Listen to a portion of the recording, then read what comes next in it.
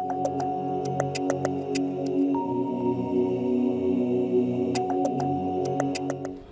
I'm Kate. And I'm Annette, and we are with the Bartholomew County Public Library, and we're going to talk to you today about the Grand Army of the Republic, which we will refer to as the G.A.R. That's what they were known as. So, you want to talk a little bit? So we just celebrated Memorial Day, and Memorial Day was originally known as Decoration Day because of the tradition of decorating graves with flowers and wreaths and American flags. Memorial Day was first celebrated widely across the country on May 30th, 1868, by proclamation of General John A. Logan, who at the time was the national commander of the Grand Army of the Republic. And this was marked by a ceremony at Arlington National Cemetery. In his Decoration Day speech at Arlington Cemetery in 1871, Frederick Douglass said, "Dark and sad will be the hour to this nation when it forgets to pay grateful homage to its greatest benefactors, the loyal soldiers who imperiled all for country and freedom." So, Decoration Day or Memorial Day originally started just to celebrate and remember fallen American soldiers in the Civil War, but eventually it was used to remember all fallen American soldiers. And in 1971, it was proclaimed a national holiday that would always be celebrated on the last Monday in May. The Grand Army of the Republic was founded, actually it was thought of first during the Civil War by a Dr. Benjamin Stevenson and his tent mate, who was a minister. And the story goes that they were talking in their tent, and Dr. Stevenson said to his tent mate, Reverend Rutledge, it would be kind of nice for these men after the war to be able to get together and see each other once in a while after the war in better times, when all of this war and devastation is not going on. And the minister agreed with him, and so that was actually the idea of the G.A.R. So then after the war, it actually did take place and happen, and it was actually on a fairly small scale, I think, that it occurred, that they got together. Dr. Stevenson was from Illinois. He was from Springfield, and so that's where it originated.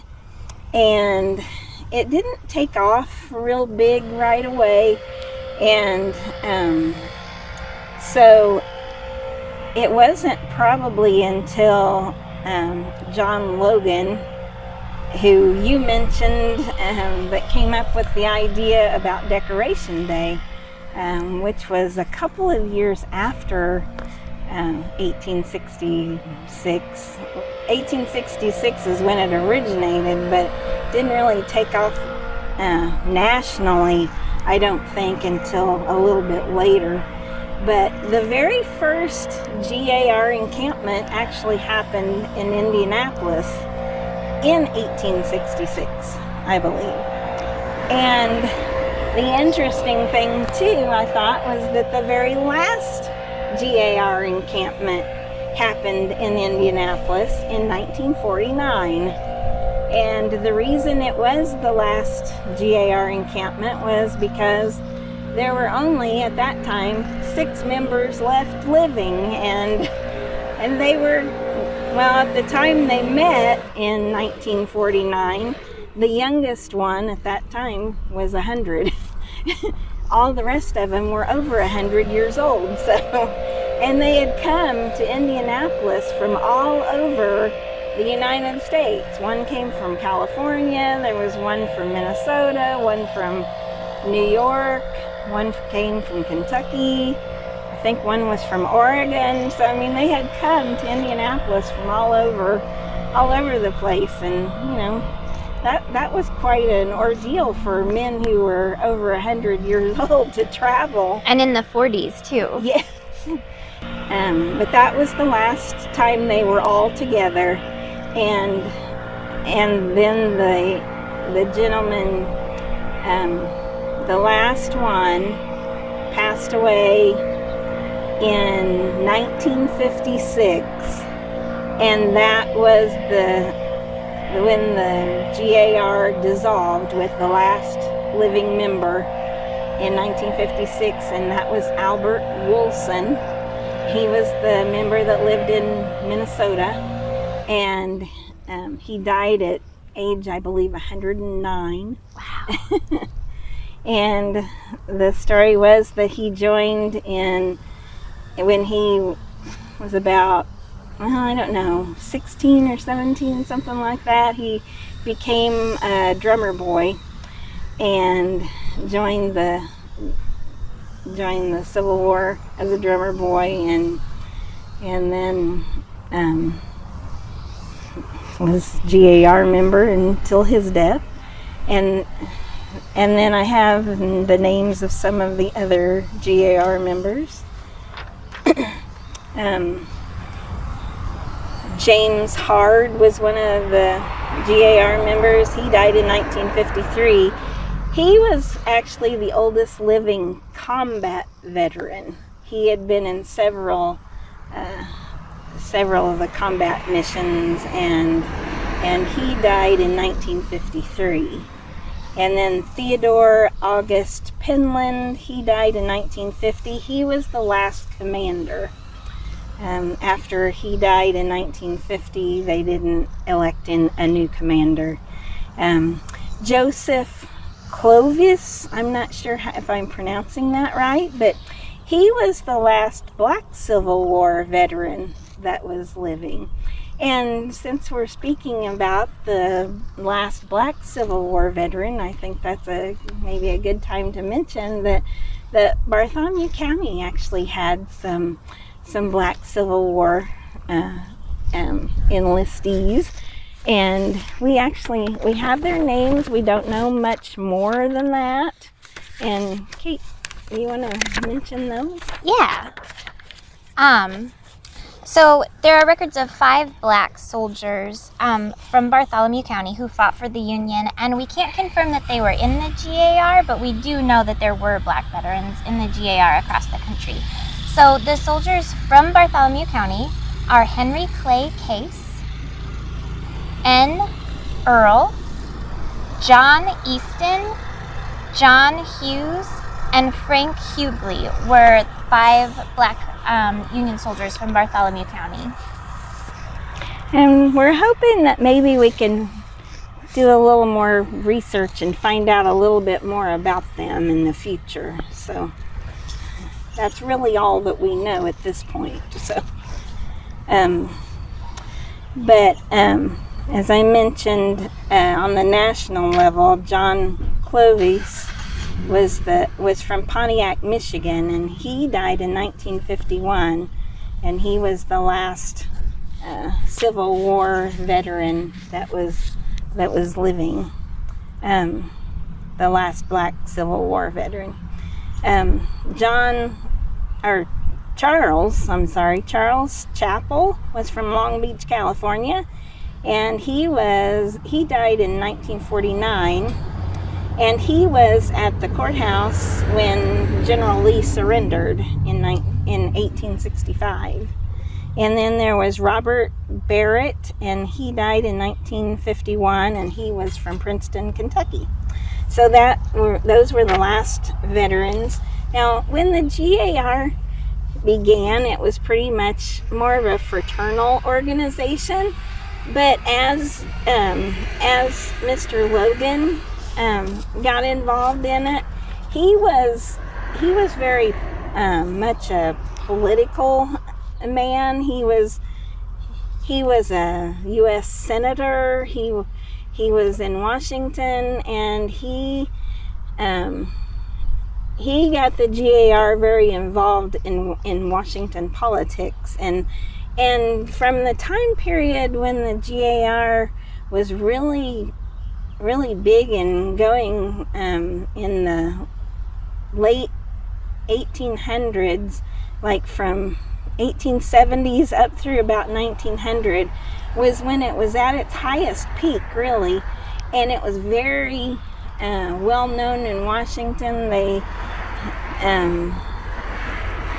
worked very closely with the Republican Party to get the things that they wanted passed.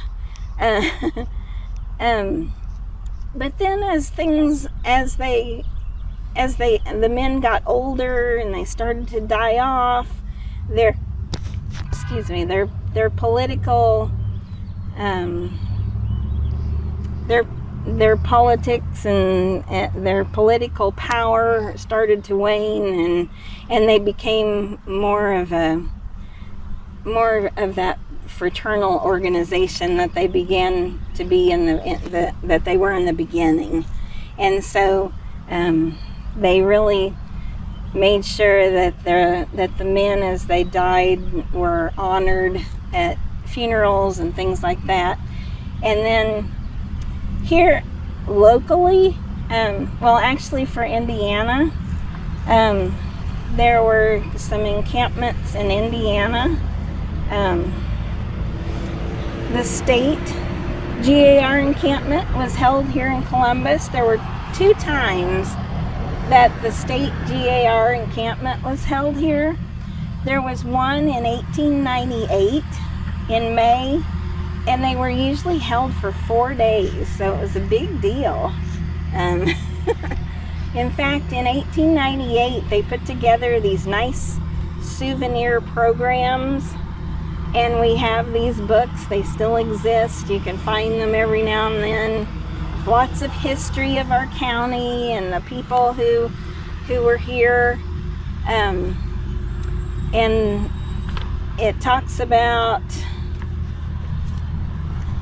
the things that go on. If you look up those dates in the paper, May 16, 17, 18, and 19 from 1898, you get a feel for the celebration that went on during that time. They paved Washington Street for the parade, and it was a big deal. They had automobiles. In the parade, you don't think about that for 1898. It was a big, it was a big thing to see an automobile in a parade in 1898. And then the second G.A.R. encampment that was held here was in June on the 18th, 19th, 20th, and 21st of 1928. And during that time, there was a group called Daughters of Union Veterans. That's one of those groups that was organized since they couldn't become G.A.R. veterans. They could organize their own group, though. And they donated a fountain to the city. And that fountain stood on the property where the pump house is now, or the Upland Brewery is what we know it as now. But there was a fountain that the Daughters of the Union Veterans had gifted to the city. Now, I don't know whatever happened to that fountain. I'd love to know, but I don't know. Maybe somebody out there knows and can tell us. There were several local G.A.R. posts around the county. We know of the one here. That's why we're standing here in front of Squire Isham Keith's headstone. This is the Civil War veteran that the Columbus post of the G.A.R. was named after. It was post number 13. They were usually named after a fallen soldier, not always, but generally they were named after a fallen soldier of the Civil War. And that was the case with the local Columbus post when it was first organized. It was first organized and chartered January 10th of 1880. and it was number 13, post number 13, and it was just called the Columbus Post at first.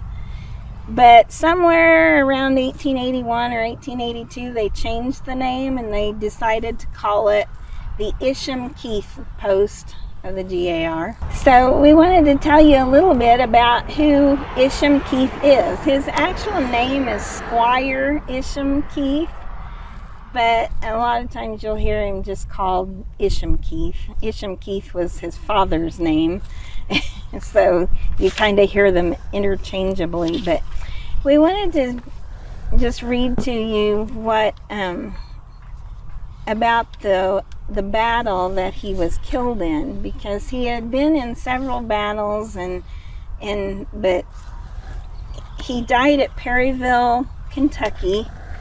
And Kate's going to read that to you. Indiana's Roll of Honor gives the following account of the circumstances attending his death. When nearly dark on the 8th of October, Colonel Keith was ordered, with his regiment, to the support of the 59th Illinois.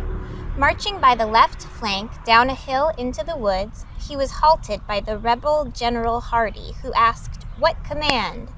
Colonel Keith replied, "The 22nd Indiana from Pea Ridge."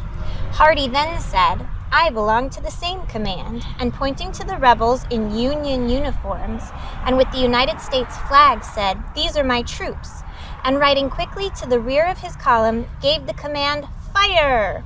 By that volley, Colonel Keith was mortally wounded. He was carried by his men to the rear when he said, "I must die. Go back and do your duty." The next morning, he was dead. He was buried in a soldier's grave, a board placed at his head to mark the spot. Soon afterwards, his remains were conveyed to Columbus, Indiana, and interred in the family burying ground. In a historical sketch of the 22nd Regiment, one of the officers, R.V. Marshall, pays this tribute to the memory of Lieutenant Colonel S.I. Keith. "I saw the brave Lieutenant Colonel Keith, who commanded the regiment, fall from his horse, shot through the chest. Colonel Keith was a patriot, not only from sentiment but also from a sense of duty. I have often heard him say that he considered it the duty of every man to be loyal and to defend his country against all foes, whether foreign or domestic. He died young, 24 years of age, but lived long enough to develop the true principles of manhood and the highest capacity for usefulness." Okay, we are standing in front of the stone for Augustus, or Gus Abbott, and he was a Civil War veteran as well. He died at Munfordville, Kentucky, and he was actually the first he raised the first company of volunteers from Bartholomew County, and he was in several Civil War battles as well before he died at Munfordville.